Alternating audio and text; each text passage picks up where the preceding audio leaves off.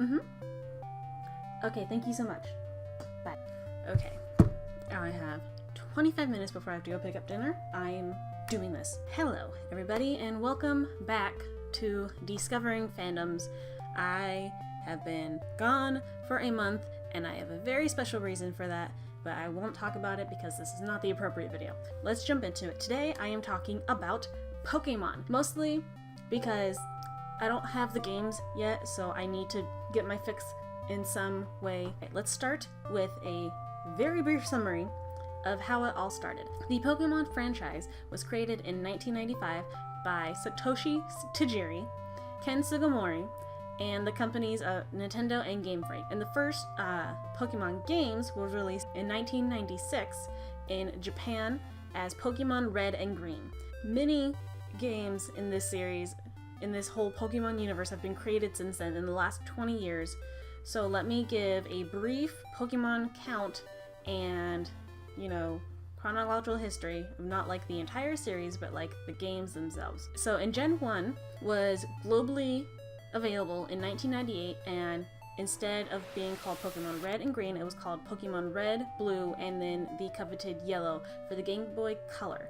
And it introduced the first 151 Pokemon. Gen 2 was available in 1999 in Pokemon Gold, Silver, and Crystal, and released about 100 new Pokemon into this universe, making our total 250. I'll probably put like a counter in the corner, one of these bottom corners. And it was also released for the Game Boy Color, and I guess not much different in gameplay. Generation 3 introduced Pokemon Ruby, Sapphire, and Emerald, and released in 2002 for the Game Boy Advance. It got some backlash for taking a few features out of the game, like the day and night feature, but they also added 135 new Pokemon, making the total 386. Though really only 202 could be caught. Didn't really play the first Ruby and Sapphire. I wonder what the NPC Pokemon were doing. Generation 4 was public in 2006, and it was Pokemon Diamond and Pearl for the Nintendo DS, with Pokemon Platinum coming out in 2008. Because it was coming out for the DS, it introduced the touchscreens, and it let the player use Poketech, which was like the little Pokepuffins that we use to feed the Pokemon, I guess, and utilize the internet for like trading Pokemon with other people, so you don't need that little thing in the middle of your Game Boys, and you can actually like trade Pokemons with, I'm saying Pokemons, and I know that's not right, but I'm kind of in a hurry.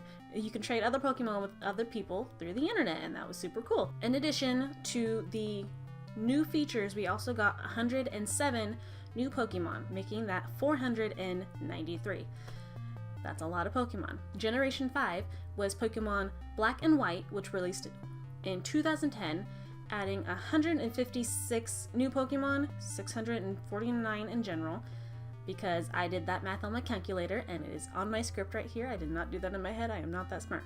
And added the use of Sea Gear to the player experience. And I don't know what that is because I did not play Black and White, and I don't pay attention to the tutorials in Pokemon, so I don't have any idea what Sea Gear is.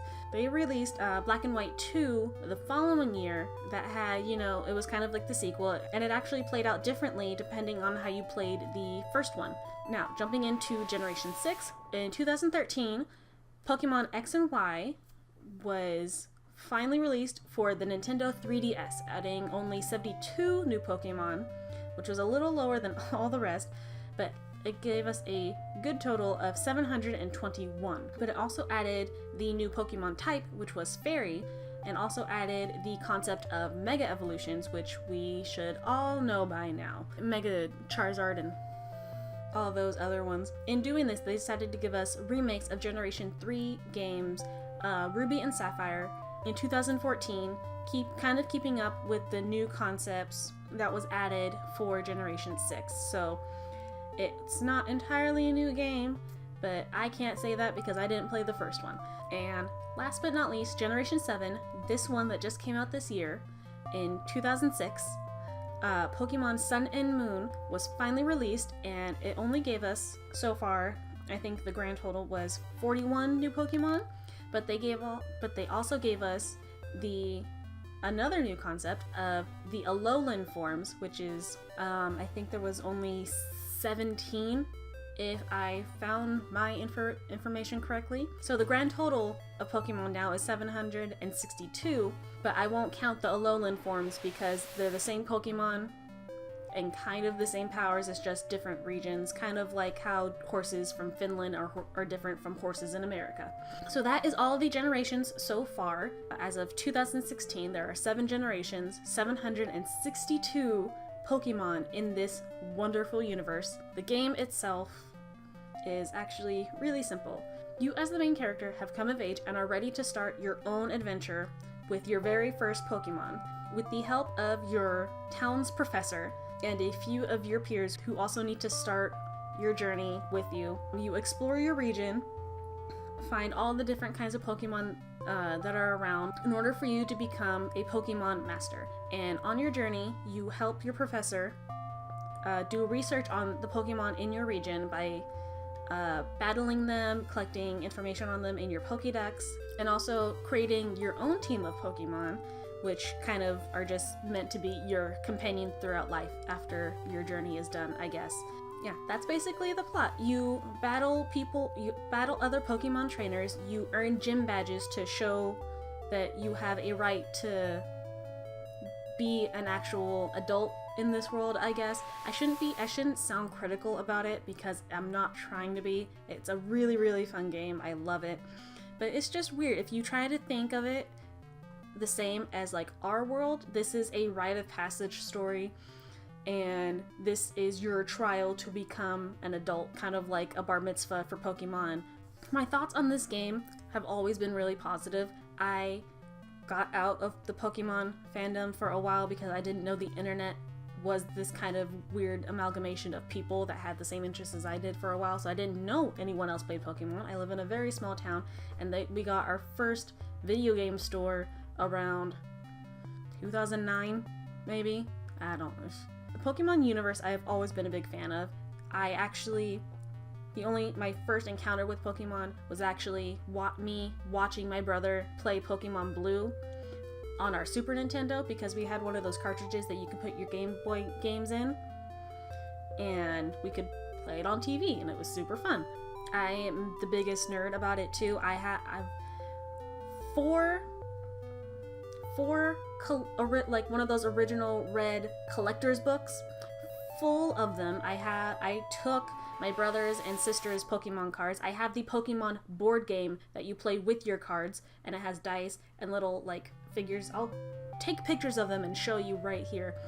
But I was really big fan of Pokemon. I really always have been. It's just I kind of had to have it die down because of, like I said, lack of video game support around here because I live with old people. I started with Red and Blue. We lost the cartridges, so I can never play it again. And then I couldn't get back into the series until Pokemon X and Y is when I came back. I've heard of the other Pokemon games. I was just never able to get them, and I wasn't able to play Pokemon again until I got X and Y. I had to buy it for myself, and it was already old by that. I bought them both used by that time, which is really sad. I love Pokemon, and I'm glad I'm back in the fandom. But it's just that was a long time for me not to be around Pokemon. And I know there's always like those super serious fans in there who are just like, they're mad because like some of the Pokemon there's a literal Pokemon called Trubbish, and it's a bag of garbage, but if you see its origin, Pokemon are not meant to be like based on animals. It's meant to be in this universe, and they form because of, I don't know, Pokemon magic that is deep within the Pokemon Earth core or something. Like, because of all the trash that was thrown into this one pile, these Pokemon came out of it. And if you look at the Alolan form of Muck, that is colorful because of all the oil spills that happen in the ocean. And hey, if you look at oil in water, it's not brown. It's colorful and pretty, and that's stupid. Don't make trash pretty. Don't make trash pretty. I'll want to dive into it and I'll get radioactive gills or something. Yes, these Pokemon now are silly and fun, but you have to remember, Pokemon is and was originally not our demographic, not like my demographic. It wasn't supposed to be for 20-something girls. It's meant to be for 10-year-old boys. And hey, guess what? Talking trash is funny. Muck monsters are funny. Cute ice cream looks delicious and I want to eat it, but it's funny when things and antics and they have their own personality. It's just meant to be funny. So I'm fine with everything in the Pokemon universe right now.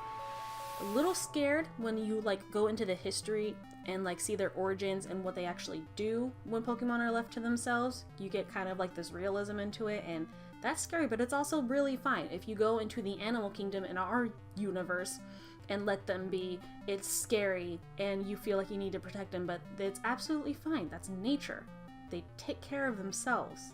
I went on a rant and I'm super sorry about that. I don't know if I want to edit that out or not. But that was Pokemon for me. That is discovering Pokemon. I'm sorry I had to rant about it if this is your first introduction to Pokemon. That's really weird. I'm sorry it had to be from me. But thank you so much for watching. I don't know when my schedule will be back. I want it to be soon, but it's the holidays and I'm me and I can't be any better than I try to be. So, thank you so much for watching. I very, very much appreciate it. I'm super happy to have this come back, and I will try my hardest to keep it this way. And I'll see all of you in the next video. Have a wonderful